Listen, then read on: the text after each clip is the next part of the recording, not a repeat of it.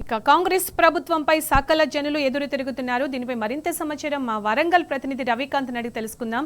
రవికాంత్, రైతులు ఇప్పటికి కూడా అగచాట్లు పడుతూనే ఉన్నారు. యూరియా అందక బారులు తీరుతున్నారు. ఎక్కడ చూసినా కూడా క్యూ లైన్ లో కనిపిస్తూనే ఉన్నారు.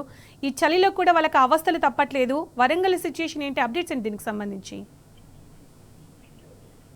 ప్రతిరోజు రైతులు యాసంగి సీజన్ సంబంధించినటువంటి యూరియా కొనుగోలు కేంద్రానికి గడ్డ కట్టే చలిలో రావడం, సాయంత్రం వరకు అక్కడే వేచి చూడాల్సినటువంటి పరిస్థితి మనకు కనిపిస్తా ఉంది. వాళ్ళ ఉమ్మడి వరంగల్ జిల్లా వ్యాప్తంగా ఎక్కడ చూసినా కూడా యూరియా కొరత కనిపిస్తోంది. యూరియాకు సంబంధించి రైతుల కష్టాలు ప్రత్యక్షంగా కనిపిస్తున్నప్పటికీ ప్రభుత్వ పెద్దలు అంటే మంత్రులు, ఎమ్మెల్యేలు క్షేత్రస్థాయిలో పర్యటించడం లేదు. అసెంబ్లీ సాకుతో వాళ్ళంతా కూడా అసెంబ్లీలోనే ఉంటున్నారు తప్ప క్షేత్రస్థాయికి రావడం లేదు. అంటే అసెంబ్లీ మొదలయ్యే ముందు కూడా తమ నియోజకవర్గానికి వచ్చి రైతుల సమస్య ఏంటో తెలుసుకునే అవకాశం ఉంటుంది.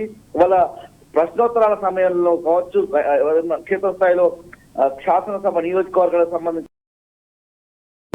అసెంబ్లీలో షేర్ చేయాల్సి ఉంటుంది. అసెంబ్లీ సాక్షిగా రైతాంగ సమస్యలను పరిష్కరించే విధంగా ప్రశ్నించాల్సి ఉంటుంది. ప్రజల పక్షాన అక్కడ అసెంబ్లీలో మాట్లాడాల్సి ఉంటుంది. కానీ ఏ ఒక్క ఎమ్మెల్యే కావచ్చు, కాంగ్రెస్ సంబంధించినటువంటి ఏ మంత్రి కావచ్చు మాట్లాడినటువంటి సందర్భం మనకు స్పష్టంగా కనిపిస్తా ఉంది. వాళ్ళ ములుగు నియోజకవర్గం, నర్సంపేట నియోజకవర్గంలో ఇవాళ కూడా రైతులు ఎక్కడికక్కడ బారులు తీరి కనిపించారు. నర్సంపేట నియోజకవర్గంలో అయితే చెన్నారావుపేట మండలం అంటే నర్సంపేట ఎమ్మెల్యే దొంతి మాధవరెడ్డి సొంత మండలం చెన్నారావుపేట మండలం సూరిపల్లి గ్రామంలో ఉన్నటువంటి ప్రాథమిక ఉన్నత పాఠశాల దగ్గర యూరియా కోసం తెల్లవారుజాము నుంచే రైతులు పడిగాపులు కాసి చలిలో ఇబ్బందులు పడుతూ కనిపించినటువంటి సిచ్యువేషన్ మనం చూస్తా ఉన్నాము. గత వారం రోజుల నుంచి కూడా నర్సంపేట నియోజకవర్గంలోని అన్ని మండలాల్లోనూ ఇదే పరిస్థితి కనిపిస్తా ఉంది. గడ్డ కట్టే చలిలో చిన్న పిల్లలను కూడా తీసుకొచ్చి అక్కడే వేచి ఉండి ఒక బస్తాను 2 బస్తాలకు సంబంధించినటువంటి టోకెన్ ఇచ్చే వరకు వెయిట్ చేసి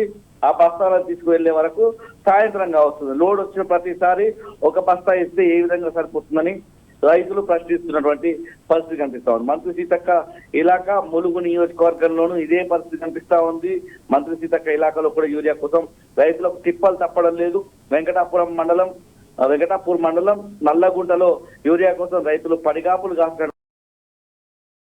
యూరియా కోసం ఏదైతే నల్లగుంటలో ఉన్నటువంటి PACS కేంద్రానికి వస్తే సాయంత్రం 4-5 గంటల వరకు వేచి చూడాల్సి వస్తుందని అక్కడ ఉన్నటువంటి మహిళా రైతులు ఆవేదన వ్యక్తం చేస్తున్నారు. మేము ఉదయం 9 గంటలకు వచ్చాము, సాయంత్రం 4-5 గంటలకు ఇస్తున్నారని ఆవేదన వ్యక్తం చేస్తున్నారు. అది కూడా ఒక బస్తా ఇస్తే పెద్ద విషయమే అనే విధంగా వాళ్ళు మాట్లాడుతున్నారు. ఎకరాకు ఒక బస్తా ఇస్తే ఏం సరిపోతుందని మహిళా రైతులు ప్రశ్నిస్తున్నటువంటి పరిస్థితి.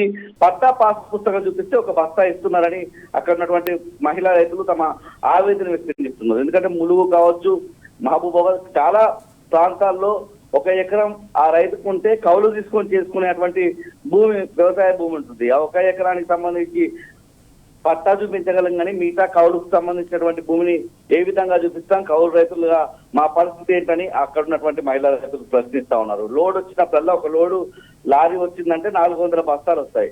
ఒక లోడ్ లారీ వస్తే 1000 మంది రైతులు అక్కడ కనిపిస్తా ఉన్నారు. అంటే 400 రవికాంత్, ఇది 1 రోజు 2 రోజులు కాదు కదా, ఇప్పుడు దాదాపు 2 సంవత్సరాల నుంచి ఇవే అవస్థలు కనిపిస్తున్నాయి. మళ్ళీ యాప్లన్నారు అవన్నవి రైతులకైతే కష్టాలు తప్పడం, యూరియా సరిపడైతే ఎక్కడ కనిపించట్లేదు.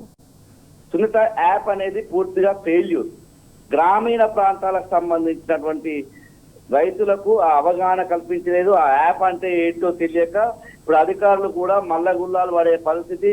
ఆ యాప్ ను వాళ్ళు అర్థం చేయించడంలో విఫలమయ్యారు. ఆ యాప్ సరిగా పనిచేయడం లేదు. ఏజెన్సీ లాంటి ప్రాంతాలు ఉంటాయి ఉమ్మడి వరంగల్ జిల్లాకు సంబంధించి. ములుగు, జయశంకర్, భూపాలపల్లి, మహబూబాబాద్ లాంటి ఇంటీరియర్ ఏరియాస్ ఉంటాయి. వాళ్ళ దగ్గర ఫోన్ ఉండడమే గగనం. అలాంటిది ఒక ఫోన్ ఉంటే వాళ్ళ బంధువులతో మాట్లాడుకోవడానికో, ఇంటి దగ్గర నుంచి బయటికి వెళ్ళినప్పుడు కుటుంబ సభ్యులతో మాట్లాడడానికి ఒక కీప్యాడ్ మొబైల్ వాడతారు. ఇప్పటికిప్పుడు టచ్ ఫోన్ ఏదైతే స్మార్ట్ ఫోన్ కొనాలంటే 10 నుంచి 15,000 రూపాయలు. అది ఒక అదనపు భారం. అక్కడ సిగ్నల్ ఉండదు. అలాంటి సందర్భంలో మహబూబాబాద్, జయశంకర్, భూపాలపల్లి, ములుగు ఎక్కడ కూడా ఉమ్మడి వరంగల్ జిల్లాలో ఎక్కడా కూడా యాప్ పనిచేయడం లేదు. యాప్ అనే ప్రస్తావనే లేదు. అసలు రైతులకు యాప్ గురించి తెలియదు.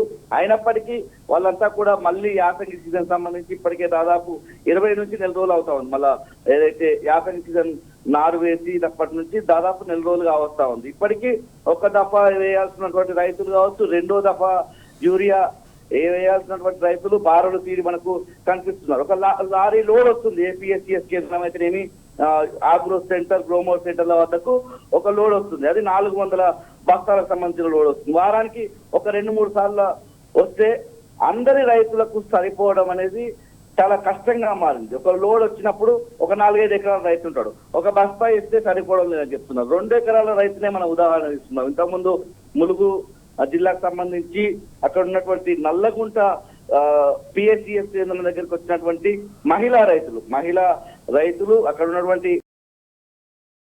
ఎమ్మెల్యే, మహిళా మంత్రి కూడా సీతక్క సొంత నియోజకవర్గంలోనే ఈ విధంగా ఉంది పరిస్థితి. అంటే 2 ఎకరాలు ఉంది మాకు, మేము ఒక 2 బస్తాలు ఇస్తేనైనా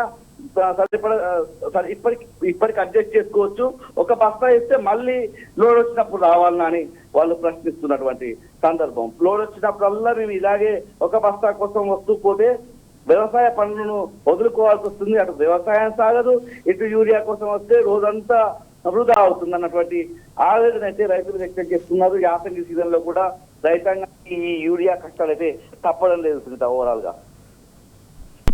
రైట్ రవికాంత్, థ్యాంక్ యూ.